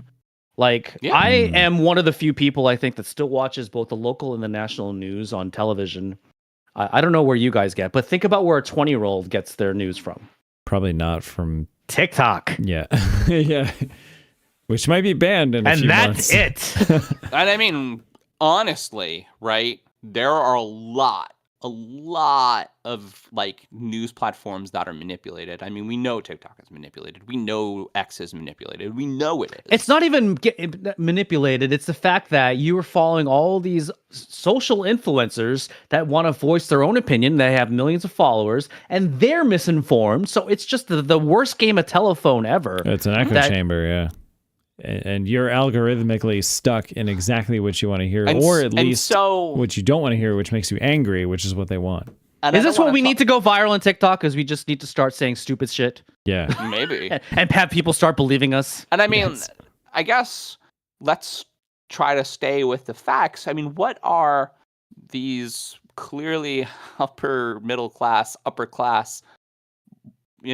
kids protesting, and what do they want? I mean, do they want Columbia to cut relationships with the big five? I think they want to get Google out of the issue. Do they want to get Microsoft out of the issue? Do they want to protest Amazon? This is something that they want to get their voices heard, and this is just happens to be a topic that's working. Yeah, I would like to give some credit, or at least some hope. Maybe it's the eternal optimist in me that this generation is just that much more aware of humanity and like they think they are, maybe, but it seems for better. John, or edit worse, that out. I got a big part about this last topic. I know. I'd like to hope that they're trying to actually do something about it. I mean, you see, it seems like their social awareness, that their idea of like treating their fellow woman and man like, equally, seems to be a much higher and held in higher regard than previous generations. And I hope that's the case. I don't know, but I'd like to hope so. Eric, I feel we kind of dominated this topic. I don't know. Sorry, Do you have any Eric. thoughts on this? Yeah. So first off, we have to think that yes, obviously this country is built on protest. I mean, from the very beginning, E-tax and Tea Party and all that. hmm But um, this country is also very much built on college protests. Think of Kent State, Berkeley, all those back in the Korean War It's a good and fact. Vietnam. That's a good point. And also, you have to think that there are protesters on both sides saying some absolutely atrocious things. You Yeah. have some underlying anti-Semitism coming from the pro-Palestinian side. Well, that's the worst part of this, right? The anti-Semitism that's now You coming have out. some gross xenophobia and racism hmm coming from the pro-Israel side. hmm I mean, what we saw just happen at Ole Miss with the fraternity member making monkey noises at a black woman on campus. That is absolutely unacceptable. Darkest timeline. So I'm more in Pete's boat. I hope that there are some positive thoughts going on. Yes, there is a lot of misinformation and disinformation being spread, and Certainly, that yes. is have to be very careful of. And I think rather than just saying they shouldn't be protesting, which so many people are saying that way, it's like you shouldn't be protesting at all. Instead of that, how about actually trying to have useful and productive Conversations, yes. and say, hey, what are you hoping to gain here? What do you know about what's going on? We can find those knowledge gaps. Yeah, another to your point, Mark, with so much of this generation getting their news from social media, which is so easy to spin disinformation and misinformation. Absolutely. But also, you look at local news outlets are dying because they're being bought up, and that's By big business. Mm. um, like, local news carries a very important role. See, national news is the thing that gets the views and a lot of people talk about because you know your national anchors and everything. They become kind of the celebrities. Walter Cronkite back in the day, Peter Jennings in our era. in our time. But Or Walter Cronkite. those local, they're the ones who are doing that close to the everyday investigative reporting. They're the ones that are finding corruption in city halls or those Stefan kind of brought that up a while ago. Yeah, investigative reporting has gone dead. those are Mhm. going away. That's hurting us big Mhm. time. hmm When did it become? I think about this a lot. When did it become an issue, like a huge issue, to disagree? Like we all have our own opinions, and yes, we at a certain point we had conversations about differing opinions, and you Yeah. may after that you may have swung to the other side or you may not have, but you parted ways equally. But Right. now it's not okay to have differing opinions. That's a shame because that's one of the pillars I thought the country was supposed to be founded on. But when did it change to that though? When do you think that happened? Don't know. So I think a lot of And it that's is- I'm not necessarily looking for an actual answer. That's like a rhetorical question, and it might not have been a particular moment, and it just happened gradually.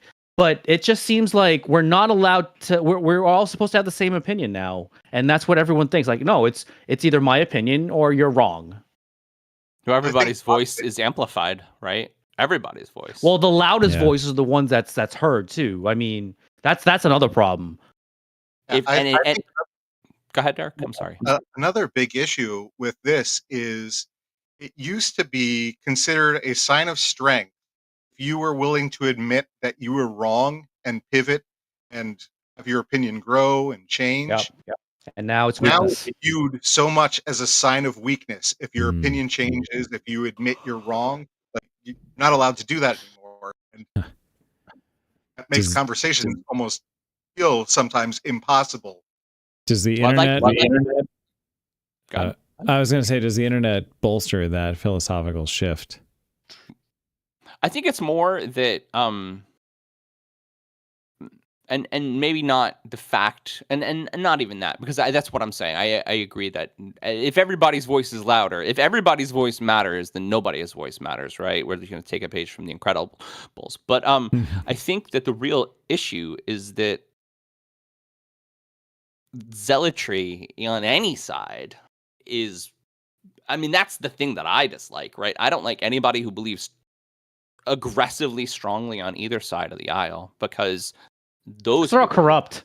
Well, no, but those people are not even that. Those people are the problem. If a liberal thinks I'm a shithead for thinking centrist, or a conservative thinks I'm a shithead for thinking centrist, they're both fucking wrong, because I can think anything I want, right? And you can think anything you want, and you can think anything you want, because whose business is it who somebody loves, or who somebody believes in, or what they believe in? Because it doesn't affect you. I mean, my beliefs don't affect your life.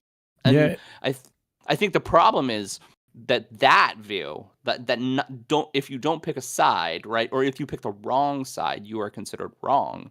Well, yeah. And why is it one side or the other? Right. Why is it kind of on an analog scale, right? Why is it just one or on or off? Well, I like to say there is no place for our generation, because our generation is partially centrist. I pick and choose. Like, I have some conservative beliefs and I have some liberal beliefs, and there is not a person, like, politically for me to vote for that is that. Mm-hmm. And we, you know what? Tough, and I know we're way over time on this, but we've seen this on social media, John. Because when we happen to voice an opinion that leans a little bit towards the left, all of a sudden the right hates us. And then when we voice something a little bit on the right, the left hates us. We've seen that on social media. Yep. And it's amazing. You get it right down the middle when everybody hates you. Nobody really knows where any of us stick politically. We're goddamn proud of that. Hell yeah. The way I explain it to strangers is that I'm a fiscal conservative and a social I explain liberal. It's none of their fucking business. Well, I mean, that's what it is, right? Because social liberalism is something that makes a lot of sense to Let me be right? me. Mm-hmm. Right, Let me be me. Yeah. Anyway, we're over time. We should Right. stop. We could I'm argue. so riled up now. Usually I'm like on the verge of about to fall asleep by the time we get to this part of the show. But I am so wide awake that I'm probably not going to go to sleep until like 4 a.m. now. You should I'm ready watch to- X-Men. Yes. Dun, dun, dun, dun, dun. Anyway, we have another thing to do, Mark. Do you know what time it is? 'Cause I know what time it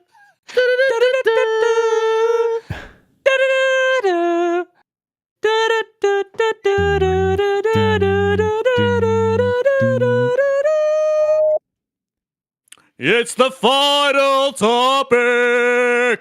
I don't know if I like your key change, Mark. I don't know if I like it one bit. It was more manly. I don't know if I like it one bit. I'm so glad that I picked this final topic too. More and more evidence is stacking up against why Mark should get a Netflix account. So this past Sunday evening, Netflix did a first and hosted a giant, and I mean giant, like an arena giant, celebrity roast for the GOAT, Tom Brady. This massive event included a who's who of celebrity and sports legends in attendance, including the first time Brady, Belichick, and Robert Kraft were in the same room since the dynasty ended. Brady took the 3 hours of insults while save one massage joke referencing Patriots owner Robert Kraft. Did anyone but Mark see the roast? What did we think about it and celebrity roasts in general? Also, do we think that this is going to be a trend for Netflix? What makes you think I didn't see the roast? Because you don't have Netflix. So remind me that a lot. But maybe I still see bits and pieces of the roast or the entire thing through nefarious means. Because you have Netflix. I don't have Netflix. Nefarious. I love that word. Love it. It was really offensive. It was funny. It was funny, but it was offensive. Really, really offensive. Did Tom seem to be uncomfortable during any parts of it? No. Really? He got up and there was one. He got up and told Roastmaster General, whatever the fuck his name is. He told him Jeff Ross. To Jeff Ross. He told Jeff Ross to shut the fuck up about the massage joke. He was like, "You better not say that shit again." That made him uncomfortable. That was the only thing. Yeah.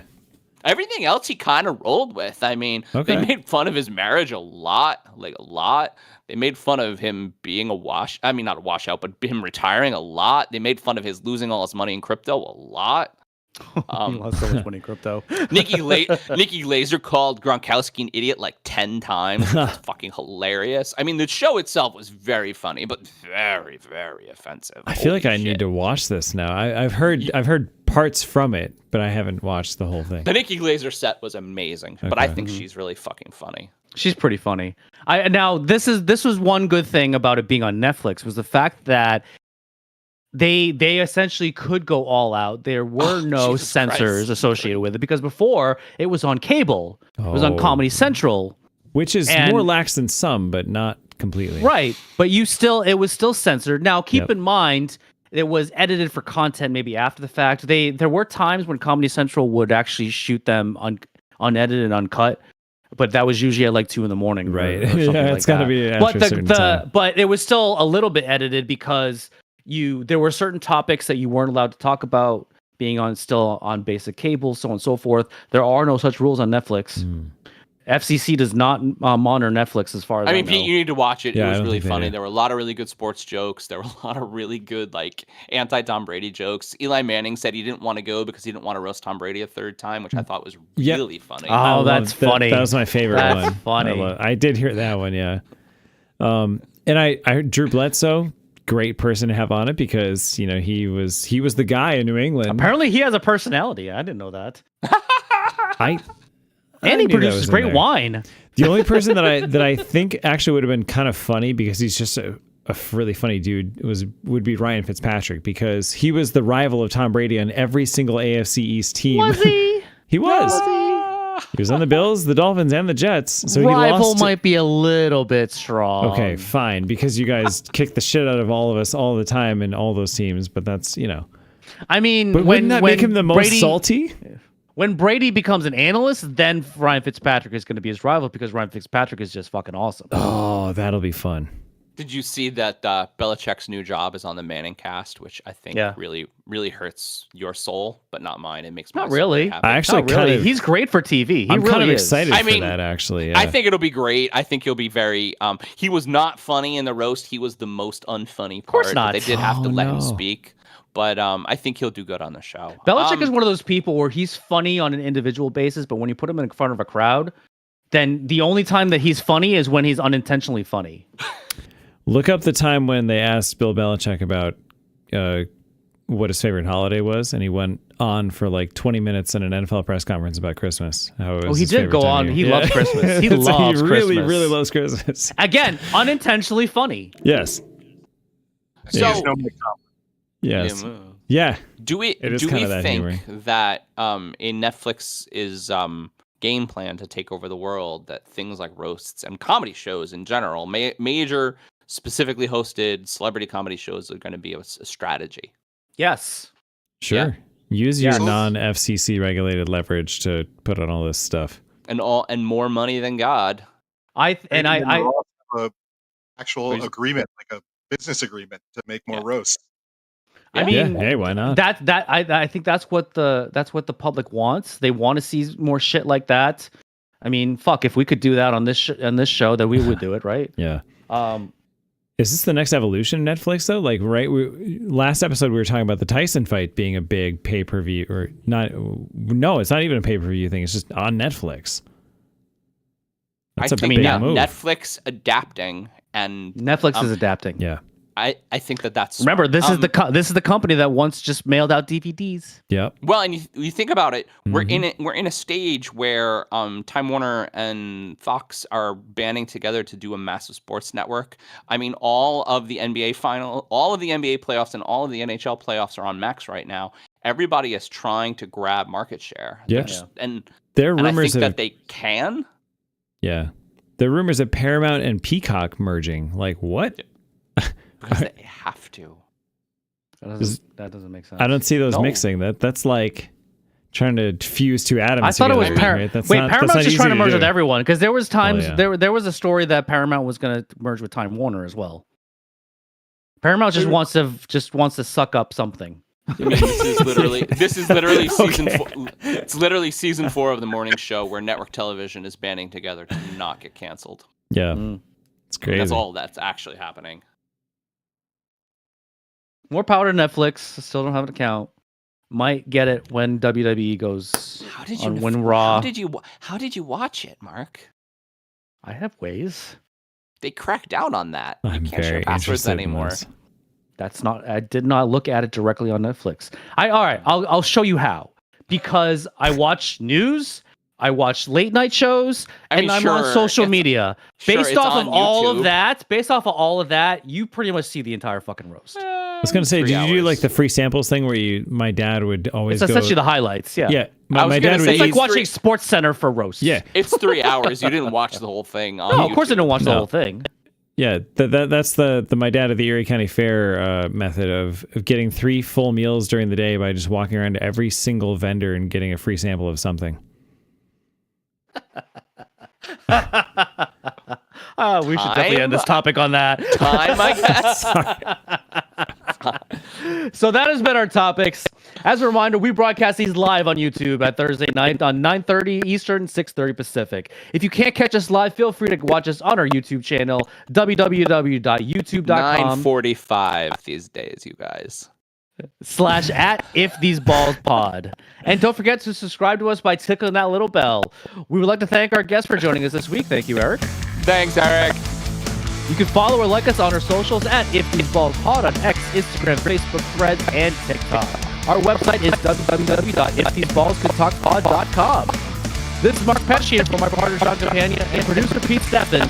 That's what we feel they would say if these balls could talk. Night, everybody.